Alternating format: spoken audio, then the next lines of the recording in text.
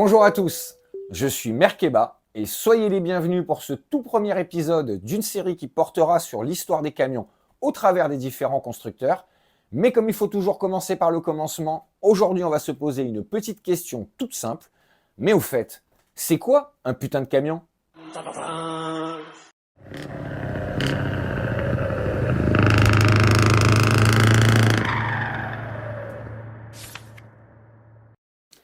Alors, de quoi parle-t-on exactement quand on dit camion ? Dis camion. Camion. Pouet. Alors si on s'appuie purement sur la définition, un camion est un véhicule automobile ayant la capacité de transporter de lourdes charges. Maintenant qu'on a dit ça, on va pouvoir différencier les deux principales catégories de véhicules qui circulent sur la route, à savoir les VL pour véhicules légers et les PL pour poids lourds. Ce qui va nous amener à parler en premier du PTAC. Le PTAC, pour ceux qui ne le sauraient peut-être pas, signifie poids total autorisé en charge. Ce poids total doit comprendre la masse à vide de votre véhicule, celle du ou des passagers, mais aussi des différents liquides, c'est-à-dire carburant, huile et eau, et bien entendu des différents bagages que vous transportez ou marchandises. Dans le cas des VL qui sont en fait vos véhicules de tous les jours, ou bien encore des utilitaires, et non, ce ne sont pas des camions, tous deux restent dans la catégorie des véhicules légers, c'est-à-dire que le PTAC ne doit pas excéder 3,5 tonnes, et dès que ce poids sera dépassé, on rentrera dans la catégorie des poids lourds, et c'est à ce moment-là que l'on parle réellement de camion.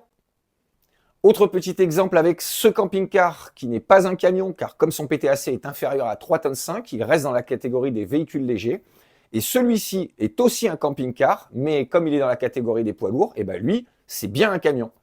Le deuxième point important qui va différencier un véhicule utilitaire ou un véhicule de tourisme d'un poids lourd se situe au niveau de la structure.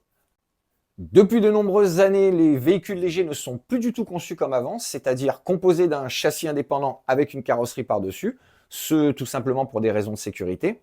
Car les châssis modernes aujourd'hui sont des structures monoblocs, monocore comme vous voudrez, qu'on appelle aussi structures autoportantes, dans le but de se déformer et d'absorber au maximum les chocs pour, vous l'imaginez bien, maximiser les chances de survie de ses occupants.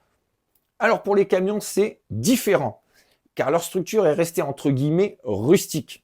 Alors je m'explique. Un châssis de camion, c'est tout simplement deux longerons, des traverses, et c'est tout. Alors vous allez me dire, ok, les châssis ont quand même beaucoup évolué avec le temps, pour améliorer la sécurité, entre autres, mais restent quand même néanmoins très très proches des tout premiers camions de l'histoire quand même. Sur ce châssis viendront se greffer suspension et train roulant, puis on posera le moteur, la transmission et le pont, qu'on appelle aussi la chaîne cinématique, puis on posera une cabine et pour finir à l'arrière un module qui va se différencier selon le type de travail qu'aura à faire ce camion. En résumé, les deux principales différences qui séparent les véhicules légers des camions se situent tout simplement au niveau de leur capacité de charge ainsi que de leur conception. Allez les amis, petite anecdote avant de se quitter, connaissez-vous par hasard le plus gros camion du monde ? Petit indice, ça roule pas sur la route. Je vous présente le Belaz 75 710. Avec sa motorisation de 65 litres de cylindrée, composée de deux moteurs V16 développant pas moins de 4664 chevaux, qui va littéralement vous éclater les tympans avec un niveau sonore de 126 décibels.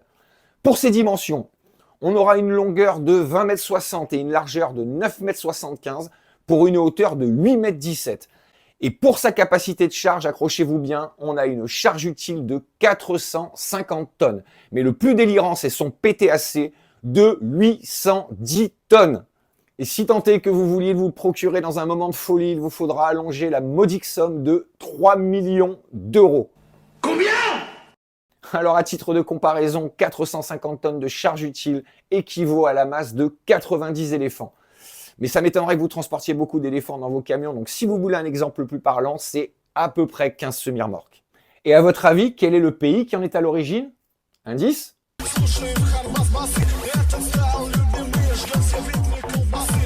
Eh oui, et en même temps qui d'autre pour fabriquer un monstre pareil ? Allez les amis, c'est tout pour aujourd'hui. Cette vidéo était juste une petite mise en bouche. J'espère quand même que vous avez pu y apprendre quelques petites choses intéressantes. Pour le prochain épisode, ça va être plus concret et on va parler cette fois-ci de Mercedes. Et pourquoi Mercedes ? Eh ben ça sera pour une autre histoire. Ciao !